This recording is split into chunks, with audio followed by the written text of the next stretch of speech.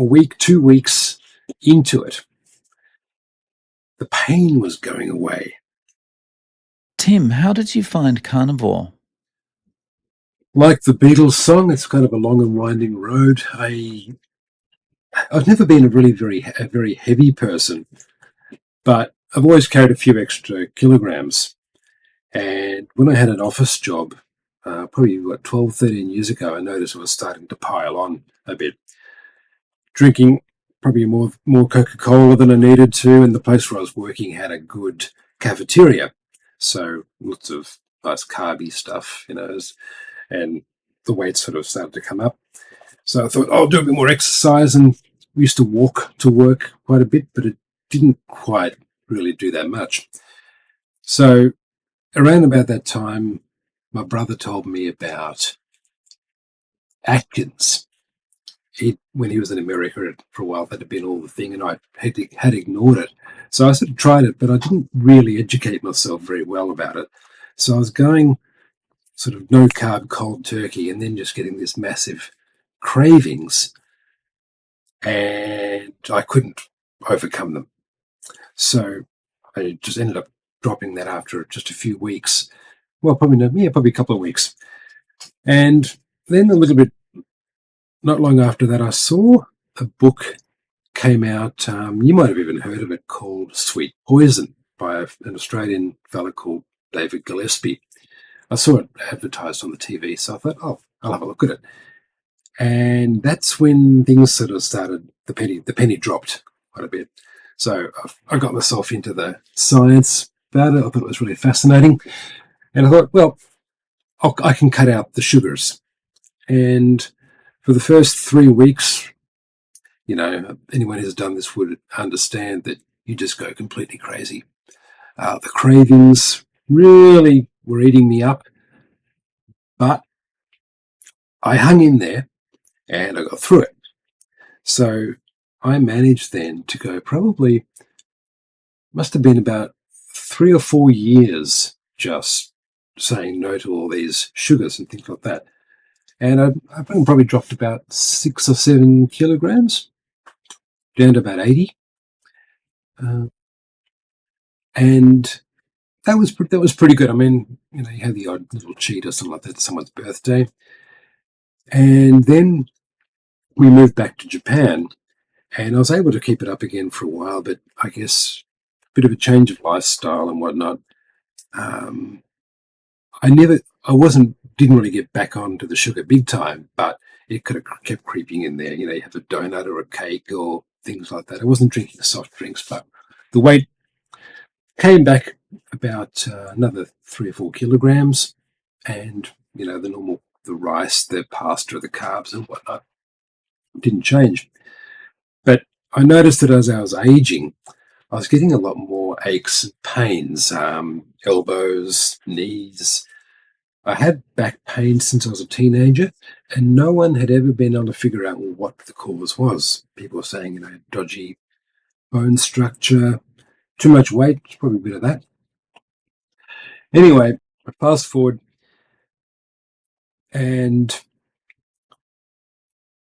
I sprained my ankle probably about 18 months ago, and it never really healed properly. And I just kept getting this nasty pain. I thought, what am I going to do about it? I went to the physio. They did some electric treatment, whatever. It didn't work. When I went skiing, I stayed at a place. This is actually just before I sprained my ankle, but up in Hokkaido, and they had a buffet, and they had an absolute truckload of smoked salmon there. So I eating a lot of that in them for breakfast, and I noticed that the pain in my back was gone in a matter of a couple of hours, which allowed me to do my skiing and whatever, and that got me interested in the omega-3s and the anti-inflammatory side of that. And then after my ankle injury, I started getting interested in, how am I going to stop all of this pain? And I'd heard of I've heard of keto and carnivore and whatnot poking around, but I never really paid much attention to it. And as I started looking through pain relief and things like that, these videos started popping up in my YouTube feed. There was yours, and there was some of the other well-known doctors, Dr. Berry and whatnot. So I thought, oh, this is kind of interesting. So, but I was kind of pretty skeptical about it. And, I always heard, too much meat. Not, I didn't worry about the diabetes and stuff, but I heard about the cancer and blah, blah. I thought, really? Anyway, so the more I watch these videos, I think this is kind of interesting. So around about March, April last year, after going home for a holiday, I came back and I thought, all right, April 18th was the day I thought, okay, let's just do this thing. So stopped eating rice, stopped eating bread, stopped eating pasta, all the nice fun carbs that everyone has, and just went to meat and a bit of dairy and some nuts to help ease out of the sugar thing. My wife thought, oh, this is one of those things you'll probably just absorb for a while, then move on and forget about it. Anyway, probably a week, 2 weeks into it, the pain was going away. Like, I wasn't getting the back pain, the elbow pain. I've got a toddler and puking him up and carrying around him all the time. I was just getting these inflammation pains in my in the tendons in my elbows and whatever. And that was gone. The knees and especially my right ankle was feeling a lot better. The left one, which I sprained, has taken a lot longer to improve, but there's a notable improvement there. So these people must be onto something.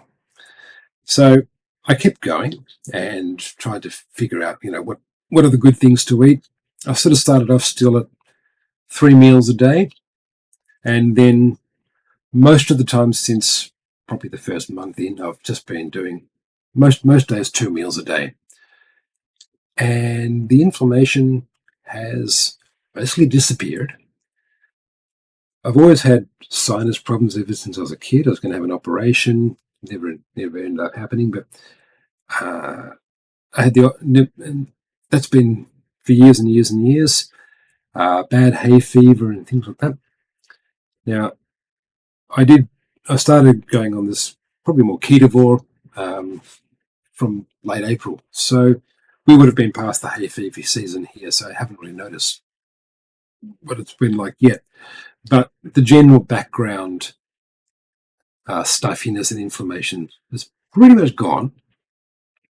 The back pain's gone and things like that. So and that's been the main benefit for me over the last 10 months or so, and it's made the quality of life a lot better. I'm not constantly just in pain to various. So obviously something is going pretty well here. The only thing that has made I guess the only negative that I've really found so far is the variety of food that I eat. And to be honest, though, I haven't spent a lot of time looking at other people's recipes. I know there's lots of videos out there about people being pretty creative with carnivore food and things like that. Mine usually sticks to. Usually have 4 eggs for brekkie and either some bit of ground beef or some pork that I fry up. And so that fills me up to pretty much about 2 o'clock in the afternoon after having a 7 o'clock breakfast.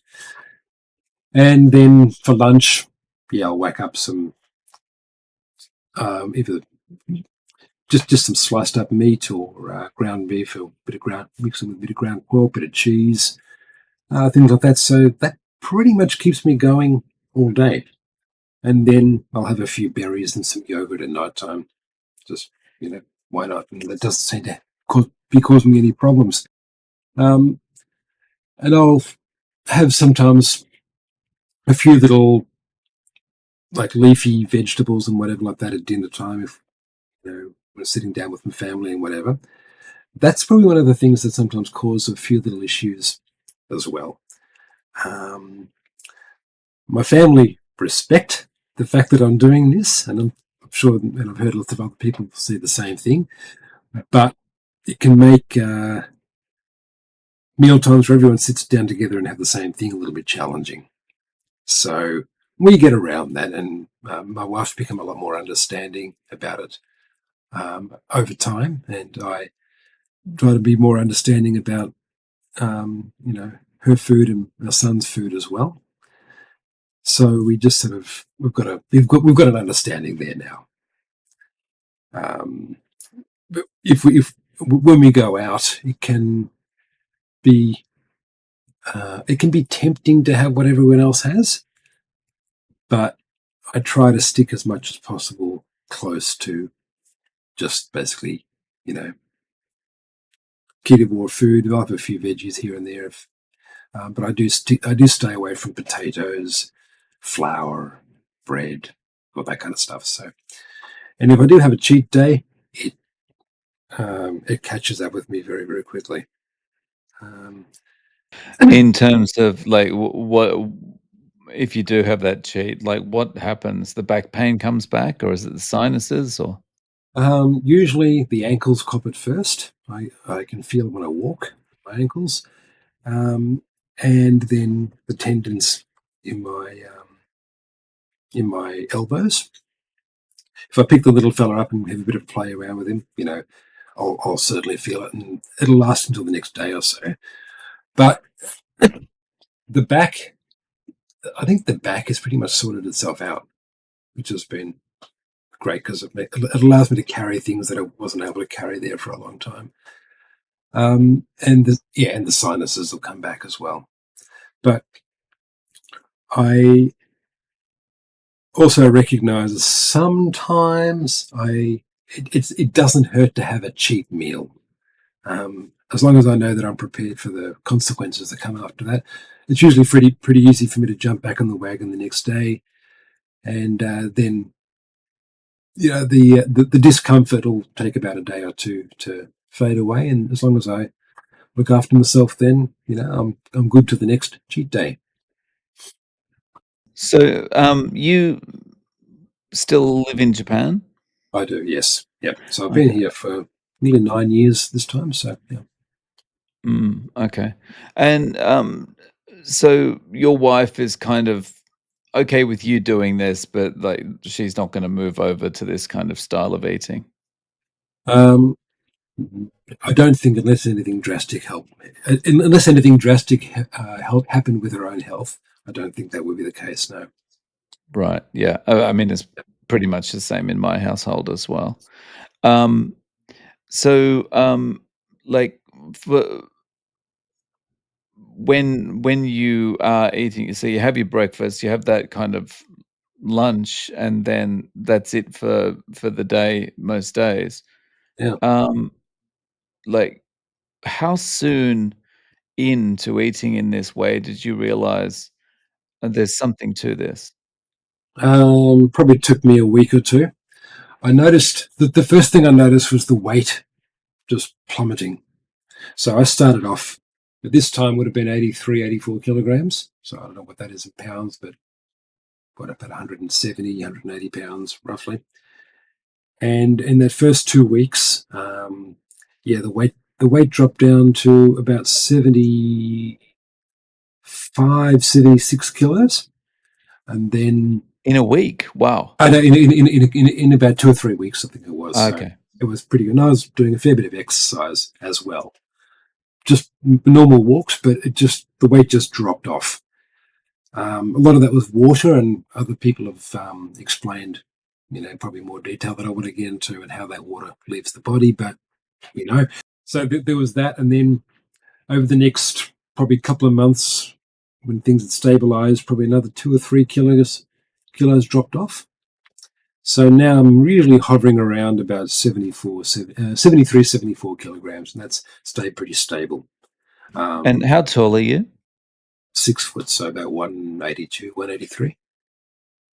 So it's got me down to what would probably be a decent, healthy weight for my height. So Um, and so as someone doing carnivore who is living in Japan, um, on balance, do you think it's easier to be a carnivore here than, say, it would be in Australia? it's a good question. I've thought about this quite a bit. I haven't done ketovore when I've been back in Australia, or carnivore back in Australia, but the cuts of meat that I can get here at a reasonable price are fairly few and far between. So I have a you recognise this too. I mean, I tend to have a lot of a lot, uh, minced beef, or a bit of combo of minced beef, minced pork. Um, Also, I have often have the bacon here is very expensive as it is, and getting good quality bacon was just astronomical. So I don't bother with it unless you go to Costco or something. But um, so I just have thin sliced pork with a fair bit of fat on it. Sometimes the Iberico stuff, which is really nice, crisps up beautifully and has a lot of fat in it. So I have a lot of that. Um, you can get Australian or American beef at the local supermarkets, and that's a little bit leaner, but it's a lot more cost effective than Japanese beef, which is tastes nice, but it's special occasion kind of stuff. And also, if we go out, I'll try to have the Hamburg steak, as the Japanese call the Hamburg, without the buns, um, and that'll usually tide me over pretty well. Um, and so, yeah, I mean, I'm not strict carnivore, so I'll have some. I have some nice yogurt, have a few berries, have a few nuts, and some super dark chocolate, like about 95%. And that's good because nobody else in the family likes it. So there's no one going to be competing for me. Nobody going to be competing with me for a couple of squares of chocolate um, every so often. So it does have its advantages on the odd occasion. I don't every meal being mixed, coming with rice and things like that over here. It doesn't bother me. I'll just either give it to my wife or my son. They gobble it down, or I just ask for no rice, and yeah, nobody. I'm just happy to pay the full price, and no one seems to be bothered by it. So, and then on the odd occasion, I've got to take a lunchbox with me. I'll just cook up some meat, and take it with me and eat it cold. So it's not as difficult as I thought it would be, but I think the variety people would have in Western countries of the meat cuts that are available would be better. But do what you can. Yeah, I find that when you, I haven't been to Costco to shop for meat, but going to the local supermarket, it's basically like this is the type of steak we've got. That's it, Yeah. and there might be four of them, Yep. because no one's buying anything. They're all buying the ground beef or something. Yeah. Um, Do, outside of your family, does anyone ever notice that you're kind of, "Hey, how come you never eat?" Or, "How come you're only ever eating, like, meat and stuff?" Um, my wife's parents, they noticed, and they think it's that's interesting and curious, but and they sort of understand, but it hasn't really clicked why. And so when I go around there for a meal and things like that, and my wife's mum says, "Oh yeah, have some. I'll eat what I can." Um, and stuff. But they're really nice, so they don't get offended by me not having something. So that's fine. And my friend hasn't seemed to bother them, and I don't make a big issue about it. So we just sort of leave it at that. I But always find that one of the cool things about Japan is, you know, foreigners are seen as so different. You've always got that kind of little get out of jail free card. Like, it's always kind of like, "Well, he does everything else different. This is a bit different as well, so whatever. Yeah, yeah. I think there's probably a bit of that in it. And actually, I'd never heard of any Japanese people doing carnivore, but one of my wife's friends, she said one of her friends had done it. I think she'd done it for about 10 months or something like that, and that was fairly recently. She doesn't do it anymore, but yeah, that was the first time I'd ever heard of a Japanese person doing it. Um, I think she'd been in. She, so I think a friend of hers. So the wife's friend's friend had had cancer, and he got on to the either keto or carnivore as part of his, treatment to get rid of that, and it must have had some sort of positive effect. And then my wife's friend got onto it and lost, I guess, lost some weight and whatever. But for whatever reason, she doesn't do it anymore. But I've found that in my case, the difference between having having a ketovore sort of lifestyle and not having it, um, the advantages for my well-being are far better on it. So I don't see any reason why. I don't see any reason to go back. Getting back to where I mentioned a moment ago that my friend's friend had had cancer, and I've also been following a lot of those sort of developments going along as well. Probably a lot of people who watch these videos would have heard of Dr. Seyfried and Dr. Westman and all those people who are sort of interested in that space and whatever. And I think this kind of diet that, well, not even a diet, just the lifestyle that we're on now seems to have a lot of good advantages for probably reducing the likelihood of cancer coming up, or if it does, helping to reduce its severity. And it's it's very difficult to say that it would cure cancers, but at least keep them at bay and perhaps help the other treatments and whatever work better at lower doses. So I think there's a huge um, there's a lot of potential there for um, eating a very very meat and saturated fat and things like that kind of diet, keeping a lot of these lifestyle diseases at bay. I mean, we hear about the diabetes and things like that, but I think cancer is one of the big ones that really, really frightens people. And I know some people have had skin cancers removed and things like that. And recently I've sort of just been mentioning about the low carb thing, and that's held a bit of interest. So I don't want to be pushing it on anyone, but I don't think there's anything wrong with letting people know, just by the odd comment here and there, that you know there's more than one way to skin a cat.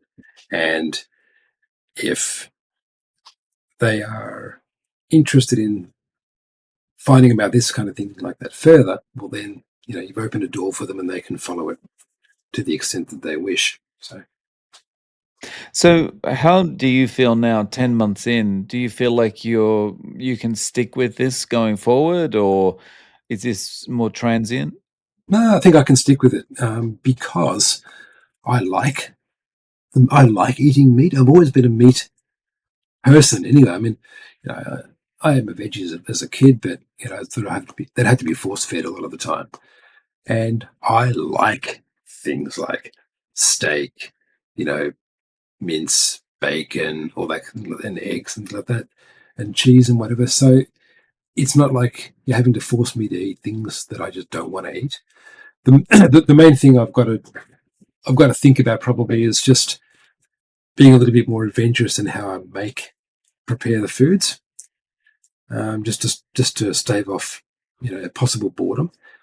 What I do sometimes is put a few spices and things like that in with the meat, Mexican spice or a bit of go. But I suspect sometimes that they may cause a little bit of inflammation. I'm not sure which ones do which because sometimes I just get a little bit of a twinge, even if I haven't done anything, a couple of hours or after I've had them.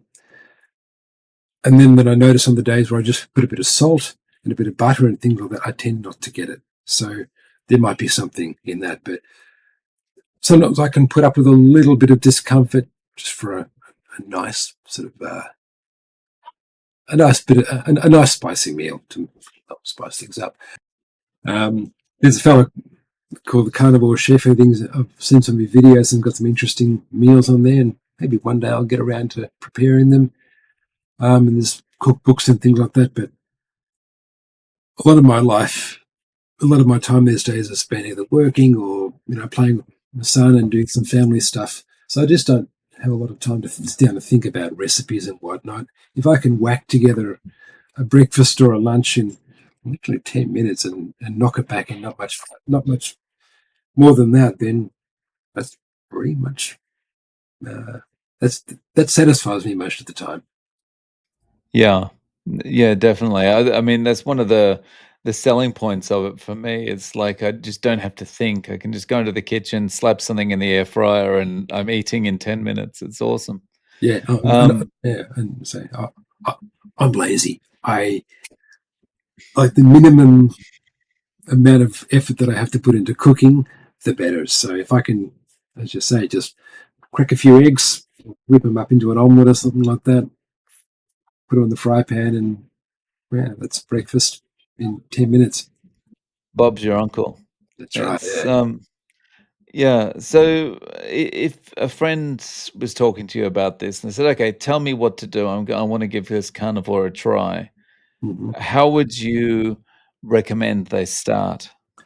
Um, Clear out the temptations that you've got in your kitchen for a start. Just either put them in a cupboard. If depends if you're living with someone else, you might have to compromise in some ways. But if you put them in a cupboard away from where you're not going to see them, in the back of the fridge or like that, and then just take it a day at a time. And it depends on your body situation. If you're already taking medication, whatnot, you're probably best to check with your doctor that if in case something's going to interfere. But if you're not, if you just want to start, I did it cold turkey, and I thought, yeah, I can handle that.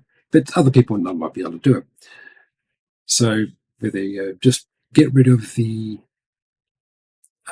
carby food, your potatoes, your bread, your rice, your flours, just get rid of that. But maybe start off on meat and vegetables and butter and things like that. And then if that works, just slowly ease across to whatever degree of carnivore or ketovore you want to get to. Um, I did, as I said, I did the cold turkey, and I was able to hang on, and I'm glad that I did. But not everyone can do that, so I think pace yourself, and then take it either a day at a time or just a week at a time, and just see how you go. Um, and then if you do fall off the wagon, if you have a cheat meal or a cheat day, um, as a lot of other people have said, okay, just count that. Okay, that's out of the way. Tomorrow I get back in the morning. I get back and have my carnivore or keto breakfast or my first meal, and then just take it one step at a time. And that way, you don't beat yourself up about missing, or not being strict about your food intake for a day. And I think that's that's that that's been how I've handled it, and other people have had their own ways of doing it, but that's how I would do it. So, Tim, is there any way that people can reach out to you? Do you have any social media or any way of getting in contact? I'm not really big on social media, but I've got a LinkedIn, so if people want to look me up at Tim McKnight. No worries. Well, Thanks, Tim, Dave. thank you so much for coming on and sharing your story. I really appreciate your time. Oh, I hope it's been useful for somebody. So yeah,